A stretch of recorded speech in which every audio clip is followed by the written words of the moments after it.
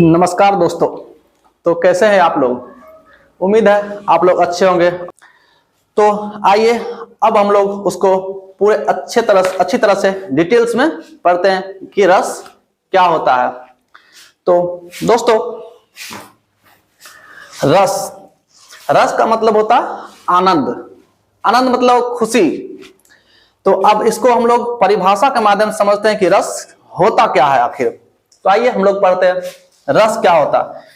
किसी काव्य को पढ़कर या सुनकर या किसी दृश्य को देखकर जो आनंद की अनुभूति होती है उसे हम लोग कहते हैं रस।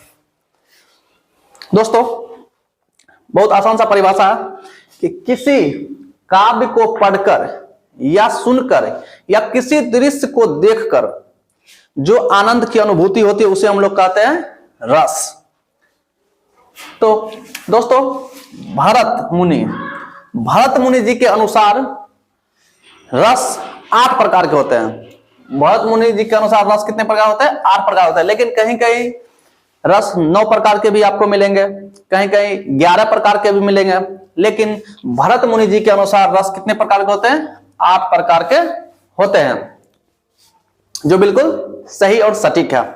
आइए अब हम इस 8 को जानते हैं कि कौन कौन से ये 8 हैं। पहला है श्रृंगार रस। श्रृंगार रस को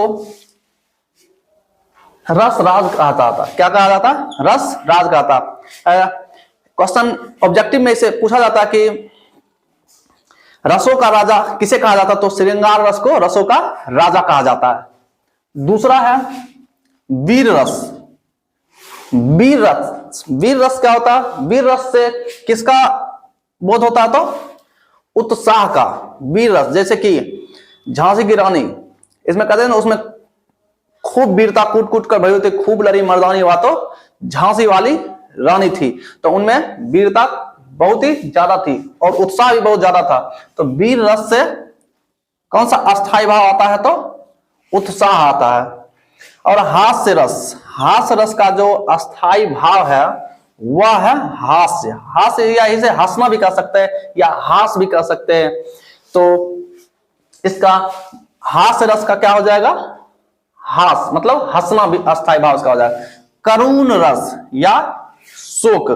करुण रस मतलब होता है कि शोक दिखाना या पीड़ा या कष्ट, कुछ भी इस टाइप से। इसका और भी बहुत सारा पर्यायवाची शब्द है। तो करुण रस का मतलब होता है शोक मनाना, शोक होता है, शोक। उसके बाद होता है भयानक रस। दोस्तों, भयानक रस का मतलब होता है भय या डर होता है। इसका अस्थायी भाव क्या हो जाएगा? भयानक रस का अस्थायी भाव हो जाएगा डर या तो भय। उसके बाद विभत्स रस।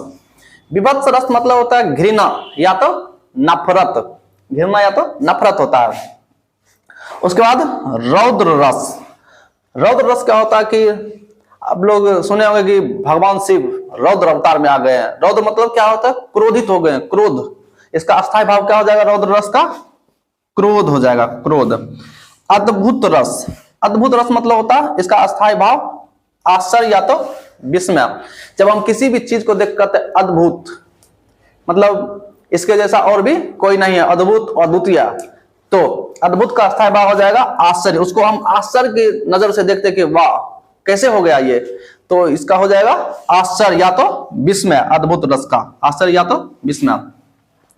दोस्तों, और भी जो 9वां 10वां 11वां इस टाइप से लोग रस के भेद बताते हैं, तो वो अलग से आते हैं, उसको भी हम लोग देख लेंगे। एक होता है शांत रस। क्या होता है दोस्तों? शांत रस। इससे कौन सा अस्थायी भाव आएगा? निर्वेद का। किसका आएगा? निर्वेद का। उसके बाद आता 10वां आता है वात्सल्य रस। वात्सल्य रस या तो इससे वत्सल भी कहते हैं। वत्सल क्या होता है कि जैसे किसी भी चीज को देखकर, गंदी चीज को देखकर जैसे हम लोग को घृणा आ जाता है, घृणा आ जाती है, तो उससे हम लोग कहते हैं वात्सल्य रस या वत्सल। या ऐसे ही हम लोग विभत्स रस भी कह देते हैं, विभत्स रस कहते हैं इसको। उसके बाद आता है भक्ति रस। भक्ति रस से दोस्तों, भक्ति रस से ईश्वर भक्ति का बोध होता है। तो भक्ति रस का जो अस्थाई भाव है वह हो जाएगा ईश्वर भक्ति। नोट करके आप लोग एक पॉइंट लिख लीजिएगा कि वात्सल्य रस और जो भक्ति रस है वह श्रृंगार रस से ही निकला है, मतलब श्रृंगार रस से ही बना है।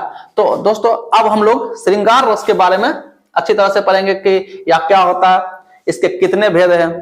तो आइए अब हम लोग श्रृंगार रस के बारे में। श्रृंगार रस को क्या कहा जाता है?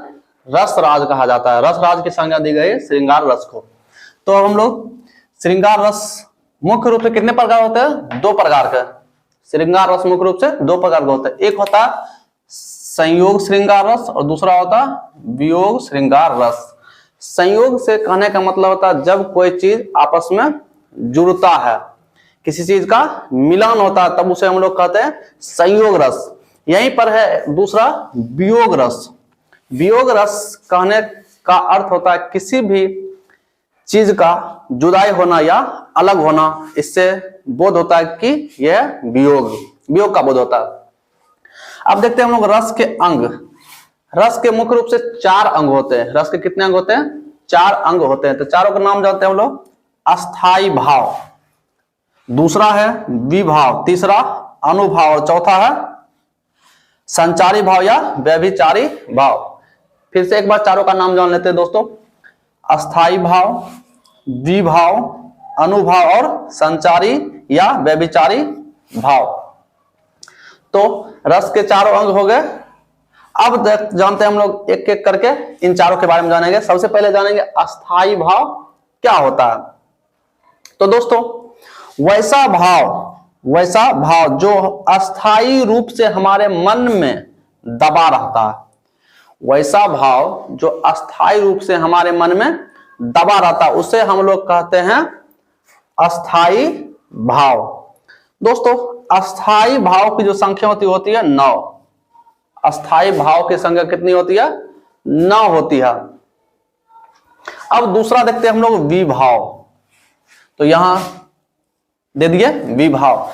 विभाव का परिभाषा हम लोग अच्छी तरह से जानते हैं कि विभाव वैसा भाव जो अस्थाई भाव को जगाने का काम करता है, जो अस्थाई भाव को जगाने का काम करता है, अस्थाई भाव को जगाने का काम करता है, उसे हम लोग कहेंगे विभाव। दोस्तों अब विभाव भी 2 प्रकार के होते हैं। एक होता है आलंब, दूसरा होता है उद्दीपन। विभाव कितने प्रकार के? 2 प्रकार के होते हैं। एक होता है आलंब और दूसरा हो जाता है उद्दीपन।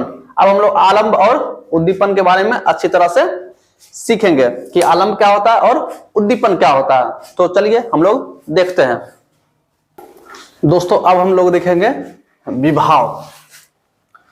विभाव के कितने प्रकार बोले हम लोगों ने कितने प्रकार पढ़े विभाव के? 2 प्रकार पढ़े। एक तो आलंबन, दूसरा उद्दीपन। तो दोस्तों आलंबन भी 2 प्रकार के होते हैं। आलंबन एक आश्रय, दूसरा विषय वस्तु। आश्रय मतलब जिस पर निर्भर करता है उसे हम लोग कह देंगे आश्रय, और जिसकी बात किया जाए उसे हम लोग कहेंगे विषय वस्तु। मान लीजिए कि किसी पर निर्भर करता है, तो कोई नाम है उस पर निर्भर करता है, मान ले कोई नाम दे दिए राम, वो हो गया आश्रय। और जिस किसी वस्तु पर निर्भर करता है या जिसके बारे में बात किया जाए उसे हम लोग कहेंगे विषय वस्तु। कोई भी नाम दे सकते हैं या कुछ भी, कोई वस्तु का नाम भी आप लोग दे सकते हैं। उसके बाद दूसरा है उद्दीपन। दोस्तों उद्दीपन का क्या मतलब है?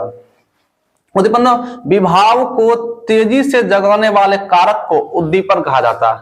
विभाव को तेजी से जब जगाएगा उसे हम लोग कह देंगे उद्दीपन।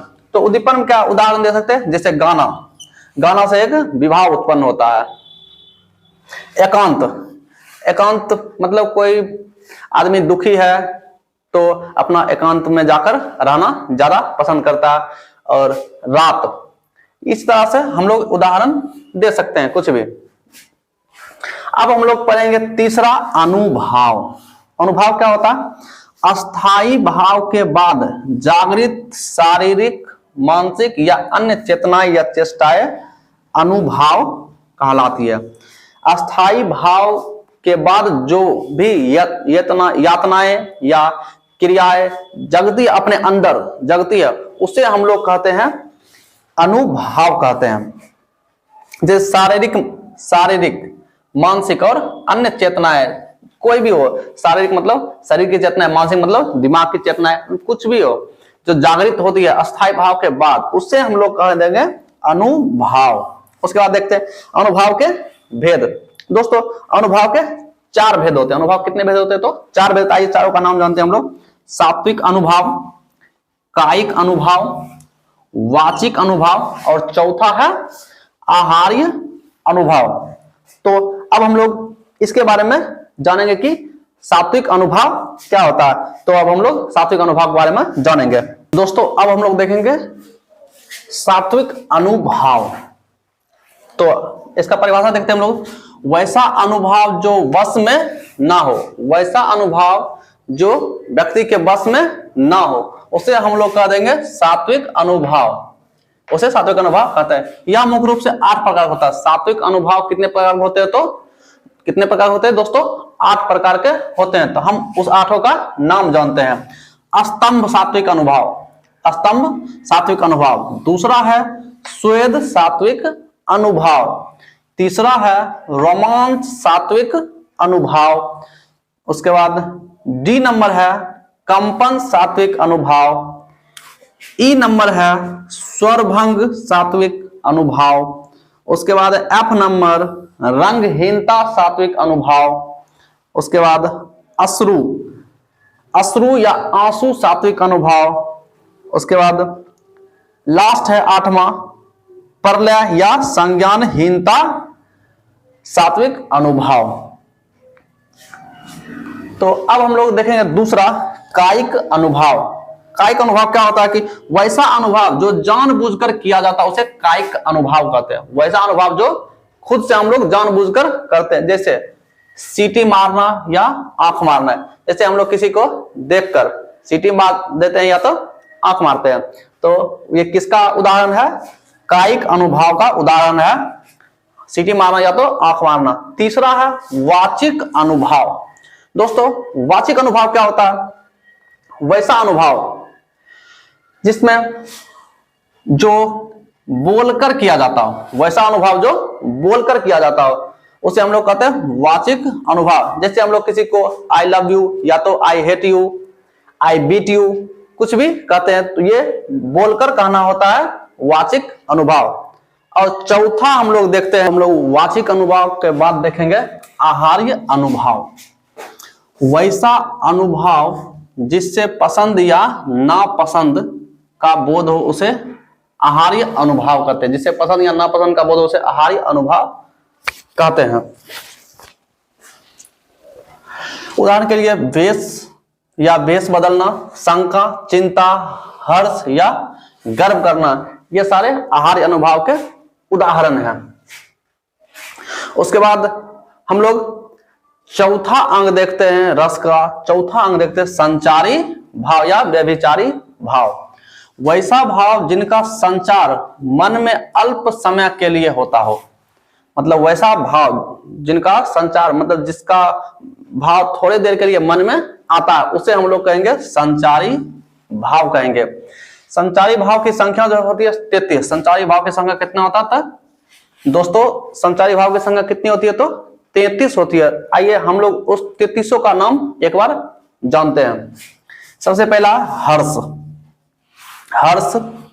दूसरा है लज्जा। तीसरा है मोह, हर्ष, लज्जा, मोह। चौथा है गर्व। 5वां है उग्रता। 6ठा है चपलता। 7वां चिंता। 8वां शंका। 9वां आलस्य और 10वां है स्वप्न। उसके बाद 11वां स्मृति। 12वां उन्माद। 13वां निद्रा। 14वां मद। 15वां विषाद या दुख। 16वां गलानी या पश्चाताप। 17वां उत्सुकता। उसके बाद 18वां भय या त्रास, भय या तो त्रास। 19वां है दीनता या गरीबी। दीनता या तो गरीबी। दीनता के गरीबी का ही पर्यायवाची शब्द है दीनता। जड़ता या मूर्खता। जड़ता या तो मूर्खता। उसके बाद है निर्वेद, निर्वेद का अर्थ होता है खुद को कोसना। दोस्तों निर्वेद का अर्थ क्या होता है? खुद को कोसना। उसके बाद है मरण। 23वां है मूर्छा। क्या है दोस्तों? मूर्छा। 24वां अभित्य। अभित्य मतलब किसी का हित नहीं चाहेगा। श्रम क्या है? 25वां श्रम। 26वां है रोग। उसके बाद है धृति। धृति मतलब होता है इच्छा पूर्ति, इच्छा को पूरा करने वाला। उसके बाद है आवेग। आवेग का मतलब होता है गुस्सा। उसके बाद है वितर्क। वितर्क। उसका 30 नंबर का है विबोध। क्या है दोस्तों? विबोध। 31वां है मति या तो मन, अपने अंदर का मन, उसी को हम लोग कहते हैं मति। उसके बाद है रोमांच। रोमांच। और सबसे अंतिम है 33 नंबर का है कंपन। 33 नंबर कितना? कंपन। तो दोस्तों ये रस चैप्टर यहीं पर समाप्त होता है। उम्मीद है आप लोगों को ये चैप्टर अच्छा लगा होगा और आप लोग इसको अच्छे से एक बार और पढ़ लीजिए। और अगर ये वीडियो आपको अच्छा लगे तो कमेंट बॉक्स में कमेंट करें। दोस्तों अगर आप लोग हमारे चैनल पर नए हैं तो प्लीज इस चैनल को सब्सक्राइब जरूर करें और बताएं कि मेरे द्वारा बनाए गए ये वीडियो आपको कैसे लगते हैं।